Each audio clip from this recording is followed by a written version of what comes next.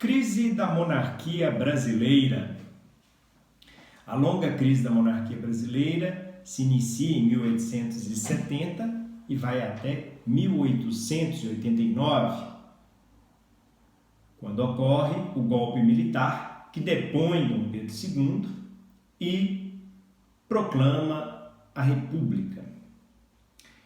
Pois bem, esse período é um período muito rico da história brasileira, porque talvez a maior revolução social da história brasileira tenha ocorrido aí nesse período, ou pelo menos a sua concretização, que é o processo de abolição da escravidão. As elites brasileiras sempre foram muito resilientes, muito agarradas ao poder. A monarquia foi implantada no Brasil para manter as estruturas socioeconômicas da época colonial. As elites coloniais se transformaram nas elites brasileiras. E elas não quiseram modificar em nada a estrutura agrária e a estrutura laboral. Não podia se mexer na escravidão. A escravidão vai ser o traço principal da sociedade brasileira. Essa sociedade que foi se formando desde a época colonial e, na época do Brasil independente, na época do Brasil Império, se manteve firme até o final do Império. O Brasil foi o último país a libertar os escravos em 1888. O último país da América a libertar os escravos.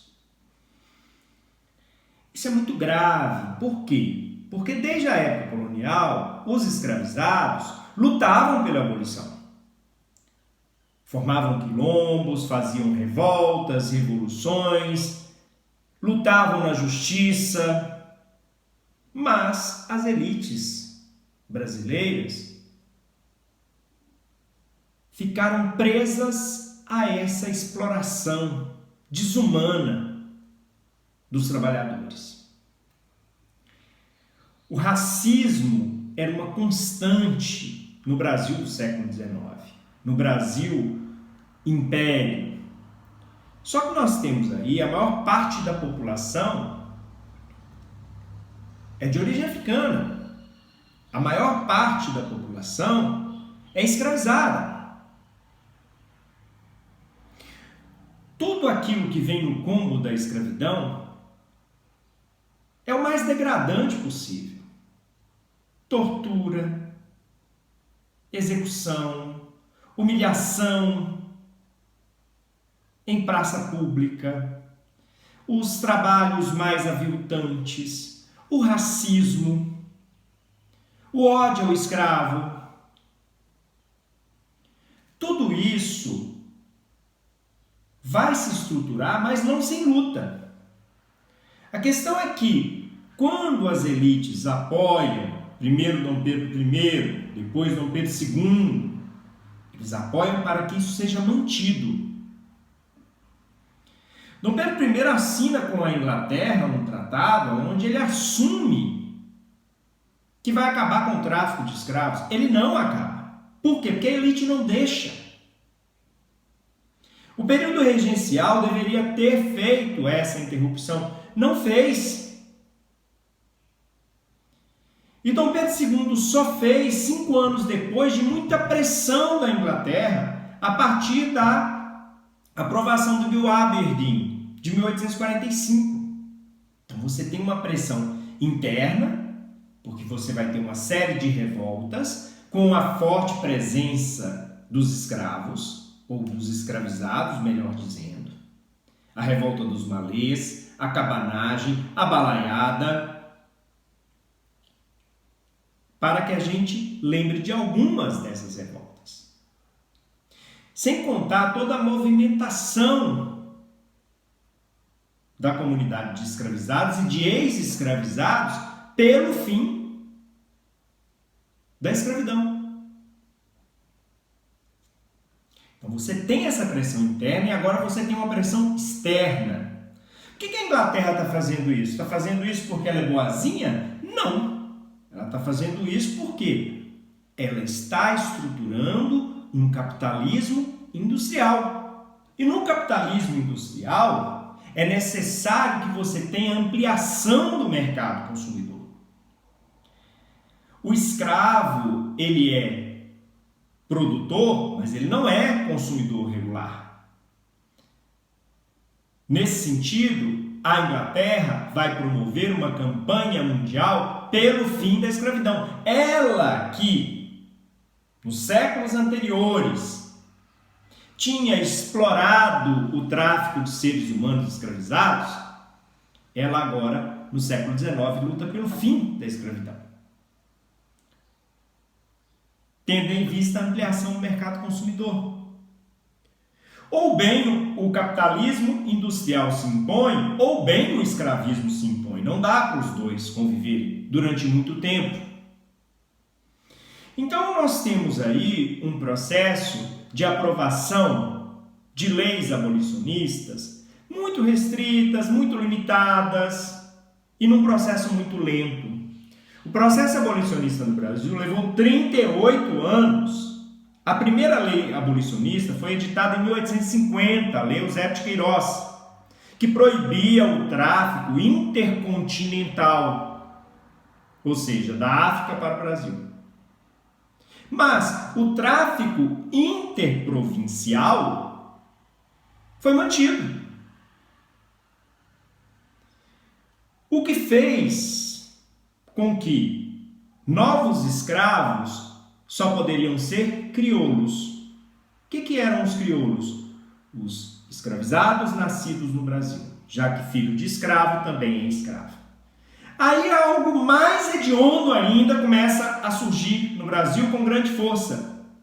Fazendas de reprodução de escravizados. Onde as mulheres escravizadas eram estupradas para gerarem filhos escravizados para os seus donos. E eles seriam comercializados. O preço dos escravizados aumentou substancialmente após a Lei Eusébio de Queiroz. Tanto que o Brasil começa a atrair uma quantidade maior de imigrantes europeus. Mas por que o Brasil então não adotou uma política de libertação dos escravos, não é? E os transformou em mão de obra livre assalariada? Porque a mentalidade escravocrata, a mentalidade escravista, a mentalidade arcaica, racista, não deixaram. A ideia da pseudociência, do darwinismo social era forte. Vamos embranquecer o Brasil. Era a ideia racista. Outra questão aí que a gente vai ter é o seguinte: se a Lei Eusébio de Queiroz, que vai ser aprovada em 1850, ela acaba com o tráfico de escravos, ela não acaba com a escravidão. A próxima lei abolicionista só vem 21 anos depois, a Lei Visconde do Rio Branco, ou Lei do Ventre Livre, que libertava os escravos nascidos a partir daquela data, porém, o dono da mãe poderia ficar com o filho até os 21 anos. Então, de novo, uma lei tímida, uma lei limitada. A ridícula lei dos sexagenários, de 1885, ou Lei Saraiva-Cotegipe. Por que ridícula? Porque libertava os escravos com mais de 60 anos, a maior parte dos escravos não chegava a essa idade, o tempo de vida médio do ser humano escravizado como escravizado era 10 anos. Aquele que chegasse a essa idade, pelas regras da escravidão, o dono tinha que manter o escravizado com mais de 60 anos, alimentando e tudo mais. A partir da lei de sexagenários, ele não tinha mais que se obrigar a tratar do escravizado idoso. Então não era uma lei vantajosa. A Lei Áurea, de 13 de maio de 1888, acabou com a escravidão no Brasil. Pois é. Só que aí tem uma coisa. Qual vai ser a inserção desses ex-escravizados na vida nacional? Eles terão acesso à propriedade? Não. A Lei Eusébio de Queiroz foi editada no mesmo ano que vai ser editada a chamada Lei de Terras,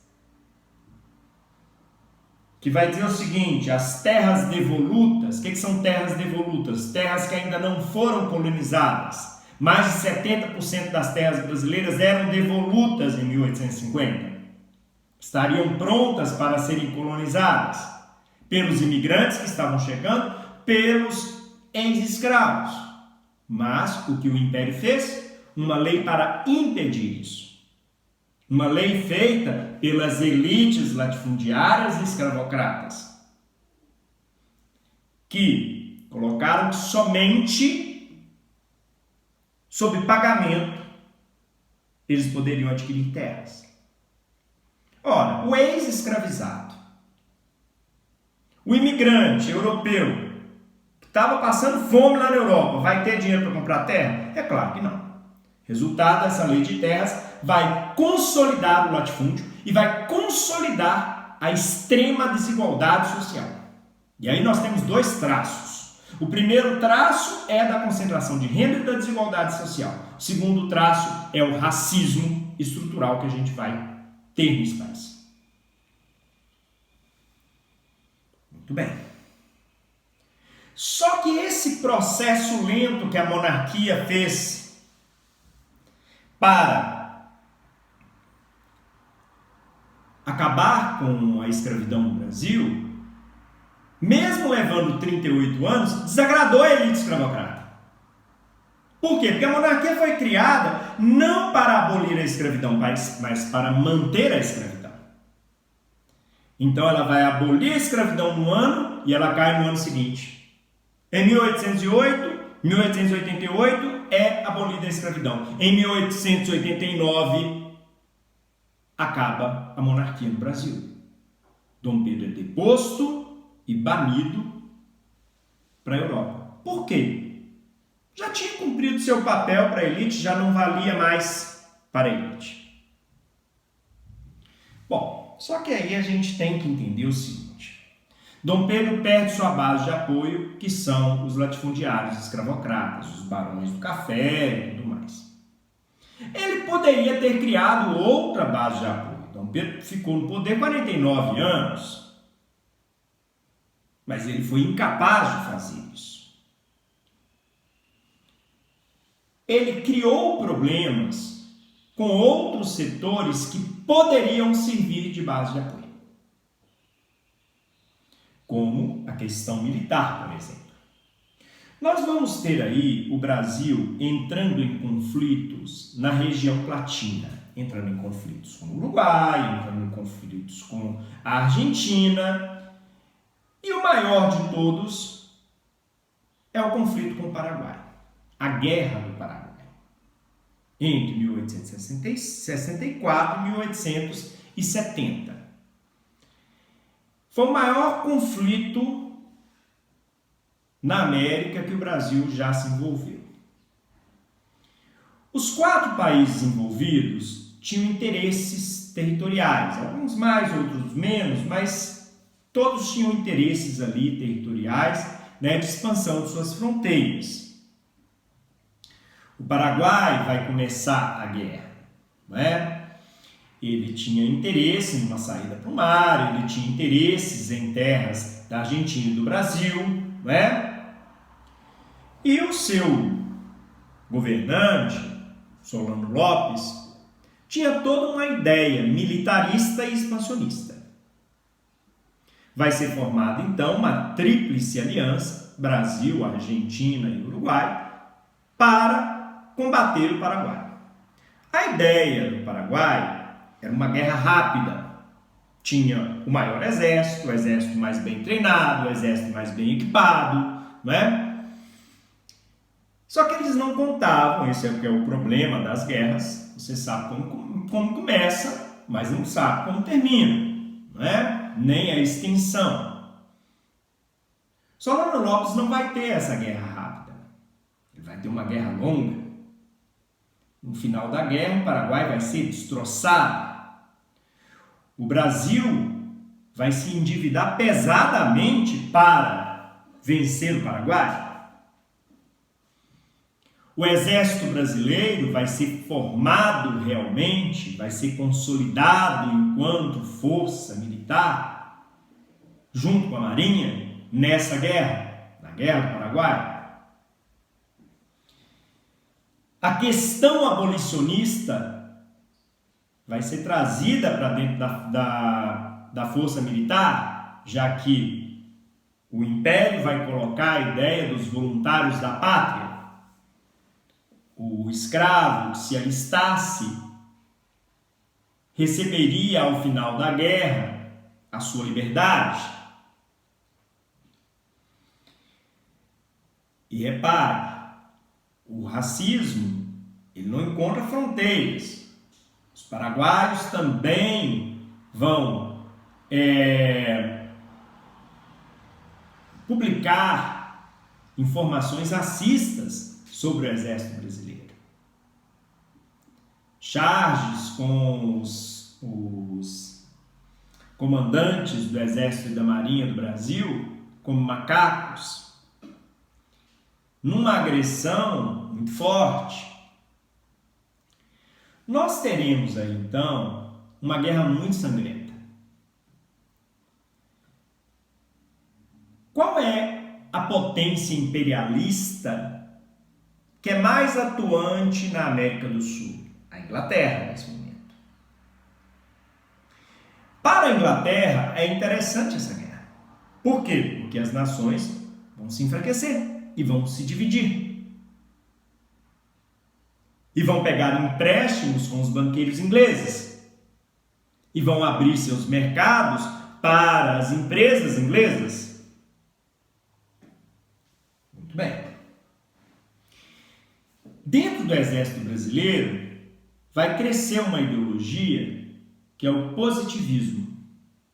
Uma ideologia autoritária, de um francês chamado Auguste Comte, que vai ser muito forte no meio militar e que vai pregar a ideia da proclamação da República e de uma ditadura republicana, controlada pelos militares. Os militares, durante a Guerra do Paraguai, vão conviver com militares uruguaios, argentinos e até paraguaios. E vão perceber o seguinte: quem é que está no poder no Uruguai? São os militares. Quem é que está no poder na Argentina? São os militares. No Paraguai, são os militares. E no Brasil, nós não temos participação política ampla. E eles começam a sonhar com essa participação política ampla.